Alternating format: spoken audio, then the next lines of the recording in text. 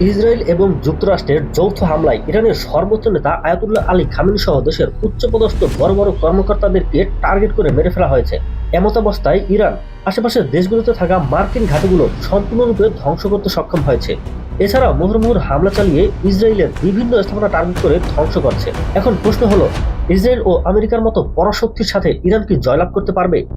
এই প্রশ্নটি মধ্যপ্রাচ্যের বর্তমান ভূ রাজনীতিতে অত্যন্ত গুরুত্বপূর্ণ। বিশেষ করে ইরান, ইসরায়েল ও যুক্তরাষ্ট্রের মধ্যে দীর্ঘদিনের উত্তেজনা, প্রক্সি সংঘাত, নিষেধাজ্ঞা, সামরিক হুমকি এবং পরিশেষে ইসরায়েল ও আমেরিকা মিলে ইরান আক্রমণ এই প্রশ্নকে আরও জটিল করে তুলছে। বাস্তবতা হলো, জয়লাভ শব্দটি এখানে সরল সামরিক বিজয়ের অর্থে ব্যাখ্যা করা কঠিন। কারণ আধুনিক যুদ্ধ শুধু ট্যাঙ্ক, বিমান বা ক্ষেপণাস্ত্রের লড়াই নয়, এটি অর্থনীতি, প্রযুক্তি, জোটনীতি, সাইবার সক্ষমতা ও আঞ্চলিক প্রভাবের বহুমাত্রিক প্রতিযোগিতা। সামরিক শক্তির তুলনামূলক বাস্তবতা। যুক্তরাষ্ট্র বিশ্বের সর্ববৃহৎ সামরিক শক্তি। তাদের প্রতিরক্ষা বাজেট, বৈশ্বিক সামরিক ঘাঁটি, বিমান বাহিনী, রণতরী বহর এবং উন্নত প্রযুক্তির অস্ত্র ব্যবস্থা সব মিলিয়ে তারা সরাসরি যুদ্ধে প্রবল সুবিধাজনক অবস্থানে থাকে। ইসরায়েলও মধ্যপ্রাচ্যের অন্যতম আধুনিক ও প্রযুক্তি নির্ভর সামরিক শক্তি। উন্নত বিমান বাহিনী, ক্ষেপণাস্ত্র প্রতিরক্ষা ব্যবস্থা যেমন আয়রন ডোম, সাইবার সক্ষমতা এবং গোয়েন্দা নেটওয়ার্ক তাদের বড় সম্পদ।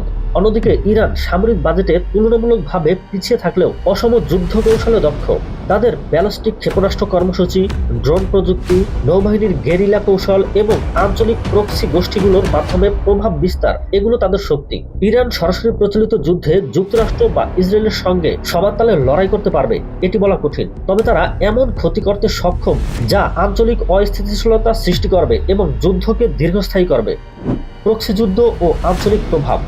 ইরানের বড় শক্তি তাদের প্রক্সি নেটওয়ার্ক। লেবাননে হিজবুল্লাহ, ইরাকে শিয়া মিলিশিয়া, ইয়েমেনে হুথি বিদ্রোহী, এমন বিভিন্ন গোষ্ঠীর মাধ্যমে তারা প্রভাব বিস্তার করে। এতে করে সরাসরি যুদ্ধ ছাড়াই তারা প্রতিপক্ষকে চাপের মধ্যে রাখতে পারে।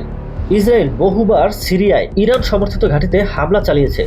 আবার গাজা উপত্যকায় উত্তেজনার পেছনেও ইরানের প্রভাব নিয়ে আলোচনা রয়েছে। যুক্তরাষ্ট্রও ইরানের বিপ্লবী গার্ড বাহিনীকে সন্ত্রাসী সংগঠন হিসেবে চিহ্নিত করেছে। এই পারস্পরিক শত্রুতা একটি ছায়াযুদ্ধ পরিস্থিতি করছে, যেখান থেকেই পূর্ণমাত্রার যুদ্ধ সৃষ্টি হয়েছে। অর্থনৈতিক বাস্তবতা। ইরান দীর্ঘদিন ধরে মার্কিন নিষেধাজ্ঞার আওতায় ছিল। এর ফলে ইরান অর্থনৈতিক চাপে রয়েছে। মুদ্রাস্ফীতি, বেকারত্ব এবং বৈদেশিক বিনিয়োগের ঘাটতি দেখা দিয়েছে।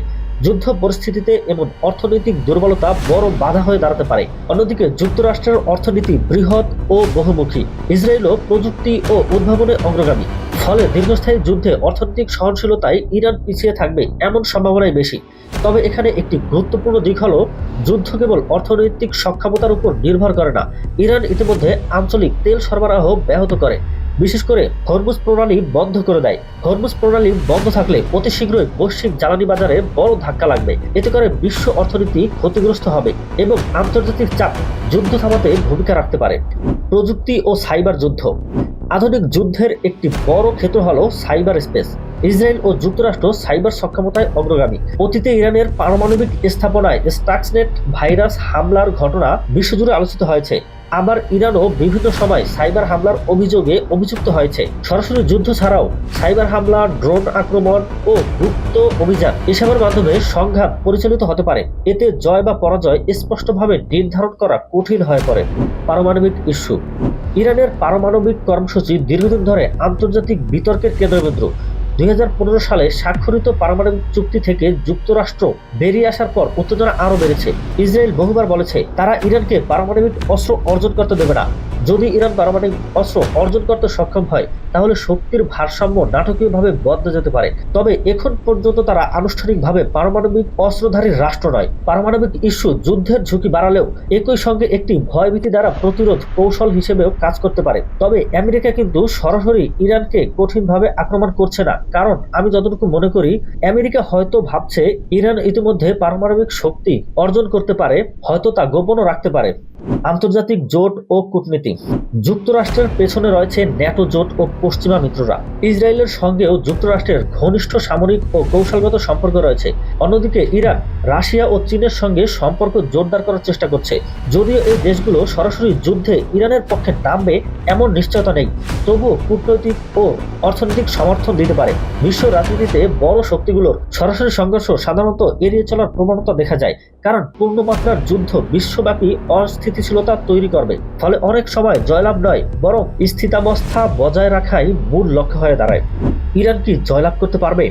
এমন প্রশ্নের সরাসরি উত্তর দিতে গেলে বলা যায়, সরাসরি পূর্ণমাত্রার সামরিক যুদ্ধে ইরানের পক্ষে যুক্তরাষ্ট্র ও ইসরায়েলের সম্মিলিত শক্তিকে পরাজিত করা অত্যন্ত কঠিন। প্রযুক্তি, বিমান শক্তি, গোয়েন্দা সক্ষমতা ও অর্থনৈতিক ভিত্তিতে ইরান পিছিয়ে। তবে যুদ্ধে যদি অসমে কৌশল, প্রক্সি আক্রমণ, আঞ্চলিক অস্থিতিশীলতা এবং দীর্ঘমেয়াদী ক্ষয়যুদ্ধের রূপ নেয়, তাহলে ইরান এমন পরিস্থিতি তৈরি করতে পারে যেখানে প্রতিপক্ষের জন্য স্পষ্ট বিজয় অর্জন করা কঠিন হয়ে পড়বে। অর্থাৎ সাময়িকভাবে হয়তো ইরান জিতবে না, কিন্তু তারা যুদ্ধকে ব্যয়বহুল ও রাজনৈতিকভাবে অজনপ্রিয় করে তুলতে পারে। পরিশেষে বলতে চাই, বর্তমান বাস্তবতায় ইরান বনাম ইসরায়েল যুক্তরাষ্ট্র সংঘাত একটি জটিল বহু স্তরীয় শক্তির প্রতিযোগিতা। এটি কেবল সামরিক শক্তির প্রশ্ন নয়, বরং অর্থনীতি, প্রযুক্তি, জোটনীতি ও আঞ্চলিক প্রভাবের সমন্বিত লড়াই। পূর্ণমাত্রার যুদ্ধে ইরানের সরাসরি বিজয়ের সম্ভাবনা কম হলেও তারা এমন প্রতিরোধ গড়ে তুলতে পারে যা দীর্ঘমেয়াদে প্রতিপক্ষকে চাপে রাখবে।